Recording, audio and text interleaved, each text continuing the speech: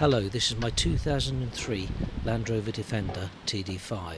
It's my daily driver and I literally drive it every day, apart from the days when I'm doing a little bit of maintenance or repair work on it. On this particular day, I drained a glass of water from my fuel filter. Yes, I said a glass of water because that head of approximately 5 ml is the only diesel content of the whole glass of water.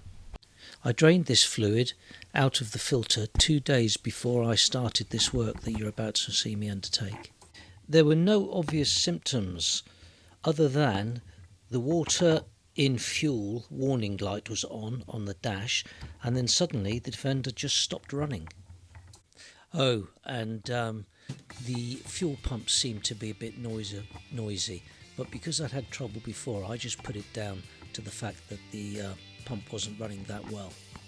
If you watched my previous video, I said that I had ordered a new fuel pump, and when I had run the contents of the tank down sufficiently, I would remove the existing fuel pump and drain out and clean the fuel tank before fitting the new fuel pump. So in this video, that's what I'm about to do. I'm going to empty the tank and clean it out. This is what the fuel tank of a Defender looks like with the fuel pump removed. And with hindsight, I'm asking myself, is that diesel a funny colour? Or is that the colour it's supposed to be? Perhaps somebody could let me know in the comments. I've decided I will try and siphon the contents of the tank into these transparent bottles so I can get a good idea of what exactly is in the fuel. I decided using that small hose was going to take too long, so I decided to use a piece of garden hose. The white pipe that you saw there has got the garden hose sleeved within it. This ensures that the garden hose goes right to the bottom of the tank. I also realised that there was not enough capacity in those clear bottles, so I've had to resort to a jerry can. Once I've siphoned as much as I can out, I change to bailing it out and discharging it into another clear bottle. Once again, this is quite time consuming, but at least I can get it all out of the tank and monitor what's coming out at the same time. After a while I start coming across little bits of cardboard or paper, something similar, some sort of rubbish, and it's sodden and it's disintegrating. Once I've bailed out as much as possibly can with the little tub, I start scooping it up or drying it up with some clean rags.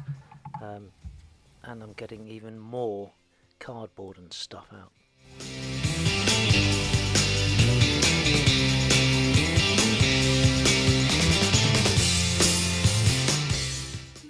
What I'm using here is old, clean, dry rags.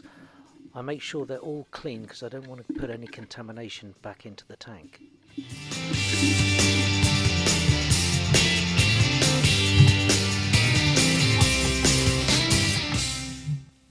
This is footage of the inside of the tank, and here you can see 2 little bits of cardboard still in there, but I think I spot those and get them eventually. As the diesel from the tank starts to settle in the clear bottle, I can clearly see sediment forming at the bottom.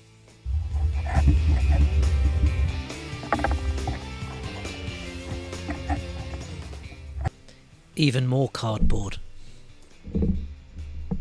As you can see, I get right into the tank, and to be honest, apart from the cardboard, it doesn't seem that dirty. Here I'm wiping the tank around with a white cloth, and as you can see, it's quite clean when it comes out. This is the new fuel pump, and I got it for around about £50 to £60. Here I'm just checking I've got the connections in the right order: white, green, blue, black. Unfortunately, a new sealing ring isn't supplied with the new pump, so here I'm just drying it off and inspecting it. Before I install the new pump, I'm going to try to reuse some of the uncontaminated diesel. Here I've got some new coffee filters that I'm going to attempt to strain the old diesel through. but it's pretty time consuming, and I'd be there all day and night, I think, if I was going at this pace. So I decide I'm going to strain the fuel through a piece of clean cloth.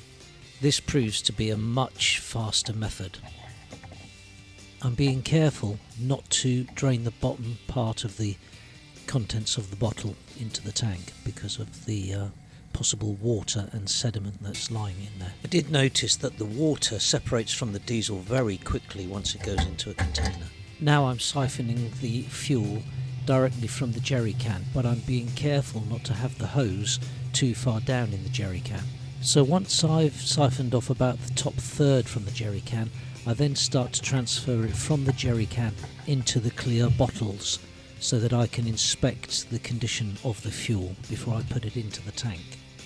So here I am, I'm siphoning it into the tank from one of the clear bottles, and I can clearly see the level of contamination.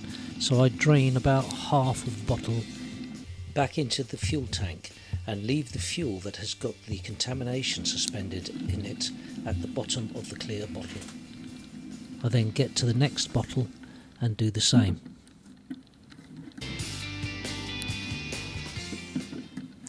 I'm reusing this fuel, A, because it costs a lot of money, and B, because to get rid of it, I just wouldn't know where to get rid of it. So I think as long as I'm being careful and I catch all the sediment and the contamination in the bottom of these bottles, I think I've got nothing to worry about. So here I am, I'm transferring one to the other. Now I'll let that settle and I'll just siphon the cleanest and the best of the fuel off.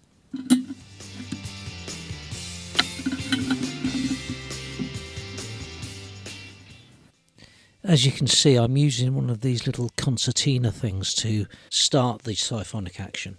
Hopefully gone are the days when you have to sock on a hose to prime a siphon. If you haven't already, I wonder if you would consider subscribing. It is free and it really helps give incentive to produce more content. Thank you. When I'm happy that I've salvaged as much of the diesel as I can, I start to fit the new fuel pump. With the fuel pump, I bought a new locking ring. Before putting the rubber seal in place, I make sure the top of the tank is clean.